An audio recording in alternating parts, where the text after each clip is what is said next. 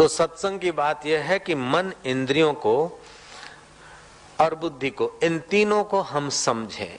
इंद्रियों का आदर करने से पशुता के तरफ जीवन ढल जाएगा, बुद्धि का आदर करने से विवेक बढ़ेगा और देवत्व से परमेश्वर तक मन, बुद्धि पहुंचेगा। तो अब पशुता और देवत्व, इस बीच में हमारा मन है। तो साधक के जीवन में जब साधक साधना करता है तो साधना करने के बाद उसका क्रोध, उसकी इच्छा और उसका भय कम होता हुआ उसको दिखता है। पहले जितना भय होता है सत्संग में आने के बाद उतना भय नहीं रहता।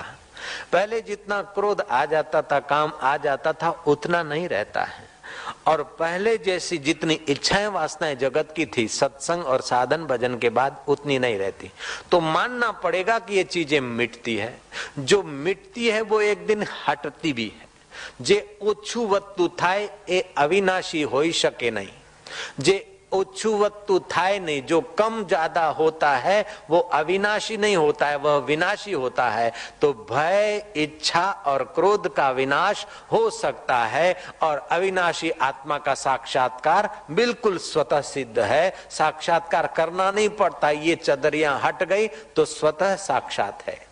एक बात और, कभी कभी साधक को लगता है कि साधना के जगत में आने के बाद मेरे को क्रोध ज्यादा आता है, मेरे को काम विकार ज्यादा आ जाता है, अथवा मेरे को इच्छाएं ज्यादा होने लगी। ऐसा भी कभी कभी साधक को अनुभव होता है, हो सकता है। उसका कारण यह है कि साधन भजन और सत्संग के रास्ते पे आने से उसके पाप कम हुए, उसकी मति शुद्ध हुई। तो पहले जो इच्छा वासना, क्रोध और भय था वो उसको समझ में ही नहीं आता था कि ये मेरी गलती या इच्छा वासना या क्रोध है। अब मति शुद्ध हुई तो अपनी गलती उसको दिखने लगी, इसलिए उसको लगता है कि अब आता है। दूसरी बात यह है कि हृदय शुद्ध हो गया, इसलिए जरा जरा बात पे वो प्रतिक्रिया नहीं करता, पी लेता है। पी लेता है तो हृदय में वो इकट्ठा हो जाता है। इकट्ठा हो जाता तो फिर थोड़ी सी बात में साधक चिढ़ जाता है, और चिढ़ जाता तो समझता कि मेरे को क्रोध आ रहा है।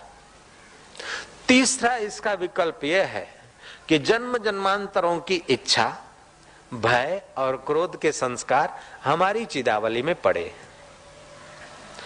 जब गुरु कृपा होती है, गुरु दीक्षा मिली, साधन भजन करते तो कुछ तो खत्म होते रहते, लेकिन जब साधन भजन करते तो मन, प्राण और चिदावली ऊपर आती है। ऊपर आती है तो उसमें जन्म जन्मांतरों का जो कचरा पड़ा है वो तेजी से निकलता है। जैसे आप घर को बुहारी लगाते हैं तो आंगन में कचरा ज्यादा दिखता है।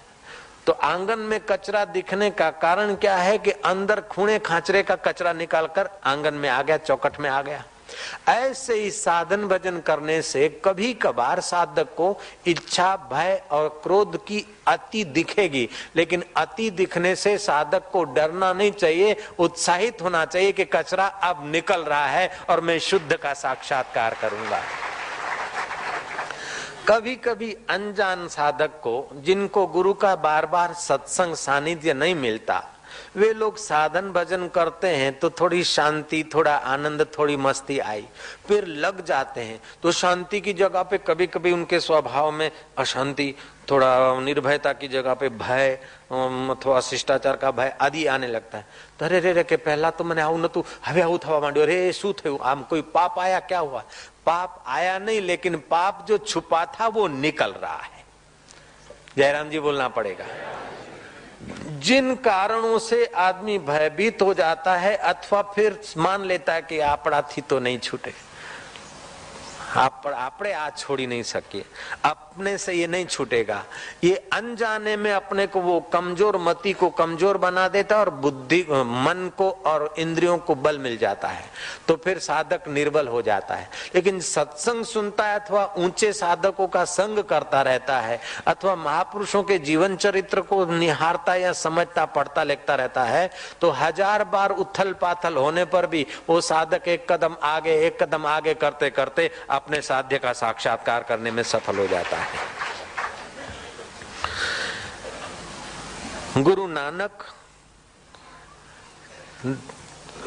बगदाद आदि में प्रवचन सत्संग करते कराते भारत देश में अलग अलग दिशाओं में 12-12 साल यात्रा करते करते 60 साल की उम्र में अत्यंत विरक्त चित्त हो गए।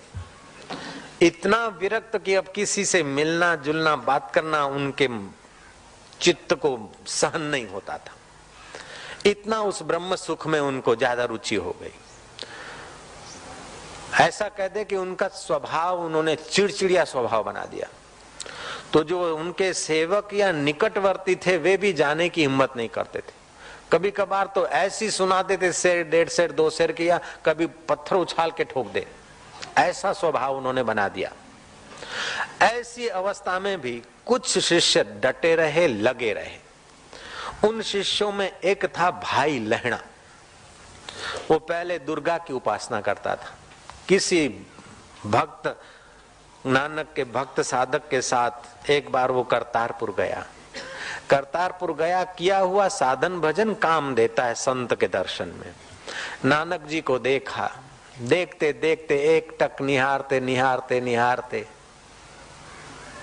उसके मन में नानक जी के लिए आदर पैदा हो गया कि जगदम्बा की तो मूर्ति देखते, लेकिन ये जगदम्बा जिससे जगदम्बा है और नानक जिससे नानक है, वो अकाल पुरुष इनमें प्रकट है। ये तो प्रकट जगदम्बा है, प्रकट भगवान है, प्रकट गुरु है। भाई लहणा की श्रद्धा बढ़ गई। नानक पहले के स्वभाव की अपेक्षा अभी थोड़ा गर्म स्वभाव में थे, फिर भी भाई लहणा बार बार जाते और बार बार जाते, बार बार सुनते, न सुनने की भी सुनते। फिर भी उनको लगता कि ये फकीर की चरण छोड़ने जैसी नहीं है। तो ये मति का आदर किया ना। अगर इंद्रियों का आदर करते, मन का आदर करते तो क्या है महाराज છે ગાળો આલે છે ને એને કે ગુરુજી કહેવાતા છે, સમજી છે મોઢું મરોડી નાખે છે, એ તો કઈ સંત કહેવાતા છે। આપણે તો જય અંબાજી ગરબો ઘૂમે છે મારી, આપણે દીધે રાખો કે અંબે માત કી જય। નોરતા આવશે, 9 દાડા માળા ફેરવીશું ને ઉપવાસ કરીશું, અને બહુ ભૂખ્યા રહીએ તો ખુશકી ચડી જાય, બહુ ખાઈએ તો ઊંઘ આવી જાય, અને વચગાળાનું રહીએ તો આપણે ભગત કહેવડાઈએ, પણ સાક્ષાત્કાર થાય નહીં। જય શ્રી કૃષ્ણ। गोरख जागता नर सेविये, जो अपने स्वरूप में जगे हैं, जे पोताना आत्मा परमात्मा स्वभाव में परमेश्वर ना अनुभव में जाग्या छे, एवा पुरुषनी चावी જોઈએ જોઈએ ने જોઈએ, कृपा જોઈએ જોઈએ ने જોઈએ, एवा पुरुषનું सानिध्य ने सथवारो જોઈએ જોઈએ ने જોઈએ। तुलसीदास जी महाराज कहे छे, तन सुकाय पिंजर कियो धरे रैन दिन ध्यान, तुलसी मिटे न वासना बिना विचारे ज्ञान सियावर रामचंद्र की। तो ज्ञान का विचार करना पड़ता है, उसका आदर करना पड़ता है। तो बुद्धिगत ज्ञान विवेक जगाता है और इंद्रियगत ज्ञान आकर्षण जगाता है। तो इंद्रियों के ज्ञान का आदर करने से संसार का आकर्षण होता है, इच्छा वासना क्रोध और अशांति का विकास होता है। आज सारे विश्व में अशांति क्यों है? कि शरीर को सुविधा सुख अधिकार बढ़े, जो देखा हम भी ऐसे हो जाए, उसका मकान ऐसा है तो मेरा मकान उससे सवाया, इसके कपड़े ऐसे तो मेरे ऐसे, उसके बाल बच्चे ऐसे ठाठ से रहते तो मेरे भी रहे। तो बाहर की ठाठ माठ में आए छलांग मारते गए और अंदर के सुख के तरफ आए नहीं। तो बाहर की आवश्यकता इतनी सारी पूरी करने के लिए फिर चोरी दगा हिंसा हाय घोड़ा तोबा यारी, ये बहुत सारे दुख दर्द चिंता आकर्षण संघर्ष आ गया। I shout you shout, who will carry dirt out, मैं भी रानी तू भी रानी, कौन भरेगा घर का पानी। काम कोઈને બરાબર કરવું નથી પણ ઠાઠથી બધાને રહેવું છે। લ્યો, અને જે લોકો બિચારા ટીચાતા હોય કામ કરતા હોય એમને કવળી પાછું કઈ વિશેષ મળે નહીં એટલે એમનો ઉત્સાહ બી મરી જાય। તો એ રીતે આખા જગતની વ્યવસ્થામાં આમ જાણે અશાંતિએ ભરડો ના લીધો હોય, દુઃખને અશાંતિ क्लेशे भरडो ना लीधो है। जो मनुष्य आत्मानंद में भगवान की मस्ती में जीने का अधिकारी है, वो मनुष्य 4 पैसे की रोटी के लिए अथवा 2 पैसे की नौकरी के लिए भय दुखी है, चिंतित है। और नौकरी है तभी भी कोई संतोष नहीं है, और शादी हुई तभी भी दुखी है, शादी नहीं हुई वे लोग भी दुखी है। कोई बदली के लिए दुखी है तो कोई बदली से दुखी है, कोई मंदिर बनाने के लिए दुखी है तो कोई मंदिर बन जाएगा उससे दुखी होने की चिंता करते हैं। जयराम जी की कोई कुर्सी है तो हिलने का डर है, किसी को नहीं है तो पाने की चिंता है। लेकिन जो सदा था, अभी है, बाद में रहेगा, उस परमेश्वर की प्रीति अगर आ जाए तो सारी गुत्थियां आराम से सुलझ जाती। ईश्वर के नाते अगर व्यवहार होने लग जाए सबके तरफ से, तो महाराज संसार में दुख दर्द खोजो तो मिलेगा नहीं, चिंता और मुसीबत को खोजो तो मिलेगा नहीं। लेकिन बुद्धि का आदर करने की अपेक्षा इंद्रियों का आदर करते हैं, शाश्वत का आदर करने की अपेक्षा नश्वर में मोह करते हैं, इसलिए सारी उपाधियां परेशानियां आती है। जब से हमने वेदांतिक जीवन का, सत्य ज्ञान का अनादर करना शुरू कर दिया और मिथ्या आकर्षणों में उलझने लगे, तब से हम लोग छोटे होते गए। जातीयता आई, प्रांतीयता आई, अपना पराया, मेरा तेरा। घर घर में देखो, घर में भी 2 विभाग, 6 मेंबर हैं, 2 एक तरफ, 4 दूसरे तरफ, 3 एक तरफ, 3 दूसरे तरफ। अरे 3 आदमी रहते उसमें भी 2 विभाग घुस गए। ले, तो ये इंद्रियगत ज्ञान का दुखद परिणाम यह है, जब बुद्धिगत ज्ञान का आदर करो तो भाई कभी उसके मन की होगी, कभी उसके मन की होगी, उसकी गहराई में भी मेरे परमात्मा की इच्छा पूरी हुई। चलो आज मेरी इच्छा पूरी नहीं हुई, मैंने जो भोजन बोला था नहीं बना, लेकिन उसका इच्छा का, चलो तो आज मेरे मन की नहीं हुई, भगवान ने अपने मन की, क्योंकि भगवान उसके मन को वैसे प्रेरित हुए। ऐसा करके आदमी संतोष से दाल भाजी खा के भी सुखी रहेगा। मैं कहूँ ने आ तो अरे भोजन आया, थाली खाना खराब कर दिया है, कपड़े लेकिन हम तेम एरियल वापरो, फलाणું वापरो, પણ જલ્દી કપડાની સત્યાનાશ થશે એ બી તો જુઓ જરા। એડવર્ટાઇઝ જોઈને લે લગાવો એરિયલ કે બાપુના કપડા છે, ઠોકો એરિયલ। અરે પણ પૈસા બગડે છે એ તો વિચાર કર ડફોળ। કૃષ્ણ કનૈયા, હા લાખો કરોડો રૂપિયા એડવર્ટાઇઝમાં વાપરે છે તો એ બધું એમાંથી જ કાઢતા શકે। તો કે થોડી વાર રામાયણ જોઈએ, થોડી વાર ફલાણું જોઈએ, એમાં જોવામાં પછી ખર્ચા કેટલા વધી જાય છે એડવર્ટાઇઝ જોઈને। એ બી જરા ઇન્દ્રિયગત જ્ઞાનનો આદર કરશો તો ફસાઈ જશો। માટે બુદ્ધિનો ત્યાં પ્રશ્નવાચક મૂકો કે ભાઈ આટલું બધું દીધે રાખે છે દરરોજે, તો જરૂર આ ક્રીમ આપણામાંથી નીકળશે, એટલે આપણે તો સાદું જીવન જીવો, નથી વાપરવું આપણે તો। જેની ખૂબ એડવર્ટાઇઝ હોય એમાં ખૂબ કમાણી હોય। જય શ્રી કૃષ્ણ। એ બુદ્ધિગત જ્ઞાનનો આદર છે। જો કે આ પેલા પીલા દાગ ને કોક વખતે આવું જોઈ લઉં બધું તમને કહેવા માટેનું। तो मैं बोला ये तो रोज 2 दिन देखा, दोनों दिन ये कपड़ों की इतनी एडवर्टाइज एरियल। तो नारायण के बापू आपना कपड़ा पण हमें एरियल थी धोए। मैं कहा तो हार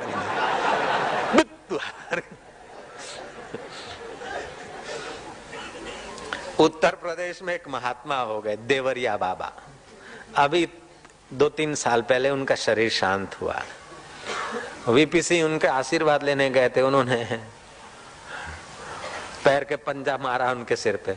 10 महीने तक राज रहा वीपी का। राजीव गए 2-4 बार, लेकिन उन्होंने मुलाकात नहीं दी। उनके पास इंदिरा गांधी 1-2 बार गई थी, ऐसा मैंने सुना। तो पहली बार जब इंदिरा गई थी तो उनके सचिव ने देवरिया बाबा के सेवक को बोला कि इंदिरा गांधी पूरे भारत की राजा है, अब वो देवरिया बाबा का दर्शन करना चाहती, तो जाओ गुरुजी को बोलो, गुरुजी आए बाहर। तो गुरुजी बैठे थे अपना ध्यान भजन में। ओ गुरुजी, गुरुजी बोले कहा है? ओ इंदिरा गांधी आवत रही, पूरे भारत की राजा है, वो दर्शनवा करता ही। तो हार चुप रही, आई तो आई बैठत रही, हमारा नियम पूरा हो तब हम आई। थोड़ी देर हुई, सचिव ने फिर चाबी भिड़ाई कि इनका तो और जगह भी प्रोग्राम है और ये तो बड़े पूरे राष्ट्र की राजा है, और आप गुरुजी को बोलो कि इंदिरा गांधी खुद आई। तो बेचारा सेवक तो बोला भाला, गुरुजी वो पूरे भारत की राजा है और तुम्हार दर्शनवा के लिए इंतजार करते वहां को और जगह जाए। गुरुजी बोले जायत तो जायत, हम थोड़े बुलाए तो को। गुरुजी आप दर्शन में दे तुहार चुप रही। चलो सेवक चुप रहा। गुरुजी अपना ध्यान भजन मस्ती से आए बाहर, मिले इंदिरा गांधी प्रणाम। बोलो बेटा इंदिरा, ये सूरज तुमने बनाया, ये चांद तुमने बनाया, बरसात तुम करती हो, अथवा एक दाना बोते तो 10 दाने और 100 दाने तुम बनाती हो? बोले नहीं महाराज। तो बोले तुम्हारे कारण सूरज चंदा बरसात नहीं, नेताओं के कारण दुनिया नहीं चलत, दुनिया चलत हमार भगवान के कारण। और भगवान का भजन करी के वो भजन छोड़कर नेता से मिली हम। इंदिरा गांधी आयत रही तो हम का करी, आयत रही तो आयत रही। कहने का तात्पर्य है कि जिनके इंद्रियगत ज्ञान का आकर्षण नहीं है उनको भय भी नहीं है, जयराम जी की इच्छा भी नहीं। जिसके हृदय में इच्छा, वासना, भय या अथवा समाज सुधार का कुछ न कुछ होता है, वो लोग भले आओ बैठो और अपना नियम वियम छोड़ के मिले, लेकिन जिनको कुछ नहीं, चाहा नहीं, चिंता नहीं, मनवा बेपरवाह, जिनको कछु न चाहिए, वो तो शाहन के शाह होते। सब मुक्त एवं सा, ऐसा पुरुष तो मुक्त है। उस महापुरुष को मौज आ जाए तो 4 पैसे के मजदूर से भी मिले बात करें, और मौज नहीं आई तो बड़ा अफसर तो क्या इंद्र भी आए तो बोले नहीं फुर्सत जाओ। आई मौज फकीर की हो तो अपनी मौज के मालिक होते। इच्छा वासना वाला आदमी बंधा होता है, जिसको इच्छा वासना नहीं होती वो तो मुक्त है। पौराणिक कथा है और वो पंडित लोग बड़े रोचक ढंग से विस्तार से कहते हैं, मैं आपको शॉर्ट से सुना देता हूँ। एक राजा की कुछ जन्म तिथि थी, कुछ अवसर था। राजा की सवारी जा रही थी ठाठ माठ से, और देव ऋषि नारद किसी चबूतरे पे टांग चढ़ा के बैठे थे, ट्रैफिक को डिस्टर्ब हो ऐसी जगह पे बैठे थे। तो ट्रैफिक इंस्पेक्टर ने कहा कि महाराज जरा आप थोड़ा इधर हो जाइए, राजा साहब की सवारी आ रही है और भीड़ हो रही। बोले राजा की सवारी आ रही तो मना कहाँ करते हैं, भूमि तो मेरे गोपाल की है और ये सड़क तो लोगों ने अपने मेहनत से बनाई है, तो राजा भी गुजर जाए तो गुजर जाए, और हम भी तो भगवान के हैं, राजा और सब भगवान के। तो महाराज आपको जरा ऐसा होना नहीं, ऐसा नहीं, राजा को बोल दो जाके। राजा को सुनाने वालों ने सुना दिया। राजा ने मंत्री को बुलाया। कार्यक्रम जब पूरा हुआ बोले ये महाराज मेरे आगे सलामी भरे, ऐसा कुछ करो। बोले महाराज अभी तो वो अकेला है, ब्रह्मचारी है, उसको कोई इच्छा वासना नहीं, वो सलामी कैसे भरेगा। दूसरे मंत्री, कोई बनिया मंत्री था, बोले अपने आप भरेगा, मैं करता हूं। उस जमाने में नारद जी को दक्ष प्रजापति का श्राप नहीं मिला था कि भाई तुम कहीं नहीं टिकोगे।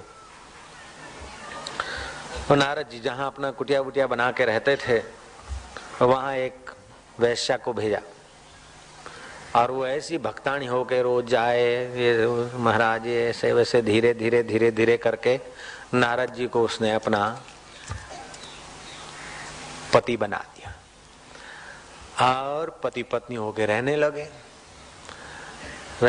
तो बोले महाराज आज तक तो हमारे पास जो था पतिदेव वो तो हमने, अब तो अपने को चाहिए कि फलाना मंदिर की आप थोड़ी पूजा करो, ठाकुर जी की पूजा भी हो जाएगी और उस मंदिर की सेवा से अपना गुजारा भी चलेगा। तो पुजारी बना दिया नारद। अब पुजारी बना दिया। अब धीरे धीरे कहा कि सुबह सुबह जो इस मंदिर का मोहन भोग लेकर राजा के पास जाता है तो राजा खुश होकर 1.25 तोला सोना दे देता है, और वो थोड़ा बहुत सोना होगा तो अपने बाल बच्चों के लिए भी काम आएगा और अपने भी सुख से जिएंगे। वही देव ऋषि नारद बोलते भूमि गोपाल की है, हम राजा को प्रणाम क्या करें। वही नारद जी मोहन भोग लेके जाते हैं कि राजाधिराज अन्नदाता महाराज मणि खम्मा महाराज प्रसाद पाइए। वो राजा बोलता है क्यों महाराज, भूमि गोपाल की है, सब कुछ गोपाल का है, तो सुबह सुबह सलामी क्यों भरते हो। नारद को लाइट हो गई, करे उस मुई ने इच्छा पैदा कर दी, जयराम जी की। मुझे मकान चाहिए, हम सुख से रहें, आराम से रहें, भोग करें, मजा करें, तो इंद्रियगत ज्ञान में मुझे धकेल दिया, उसी लिए तेरे भोगी की सलामी करता हूं। अब मुझे पता चला तो योगेश्वर मेरा आत्मदेव है। अच्छा राजा, तेरा मंगल हो। हम सावधान हो गए। जय राम जी की। जब जब आप सुकरते हैं, कोई कलेक्टर आ जाता है, कोई बड़ा आदमी आ जाता और आपका उसके द्वारा कुछ काम बनेगा ऐसा सोचते हो, तो आपका हृदय सब तो है, हाँ सभी कर देते हो। जब आप सोचते कि ये इससे मेरी कोई इच्छा पूरी होने वाली नहीं, मेरे काम में आने वाला नहीं, तो चाहे कितना भी बड़ा आया गया दूर से देख के चिकनी लीधी ना लीधी चालता था सो तुम। बच्चे के सामने बड़े से बड़ा कलेक्टर, राजा, नेता, महाराजा आ जाए, वो उसकी मौज है, देखा तो देखा, उसकी गोद में गया तो गया, और जितनी देर रहा तो रहा, नहीं तो अपना रवाना हो जाएगा पप्पा की गोद में, मम्मी की गोद में। मौज आई तो उस ऑफिसर या नेता की गोद में ही पिचकारी मार देगा।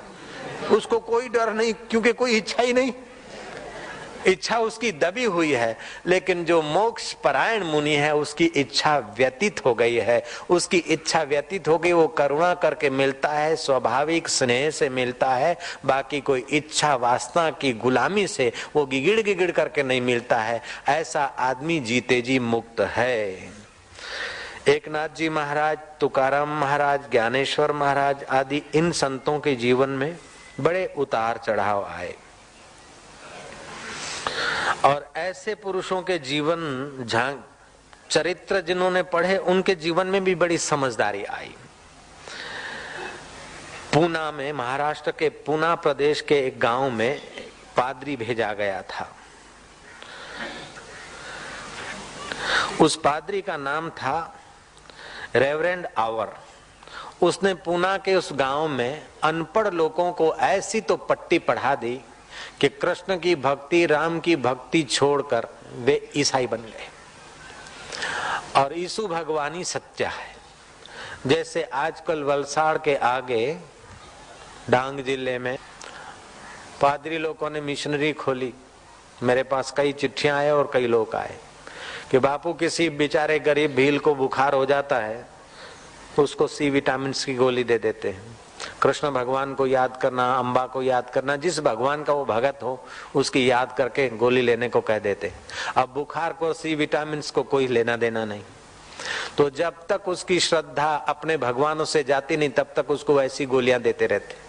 फिर बोलते कि तुम्हारे भगवान में अगर सच्चाई या दम होता तो इतनी सारी दवाई तुम ली ठीक हो जाते।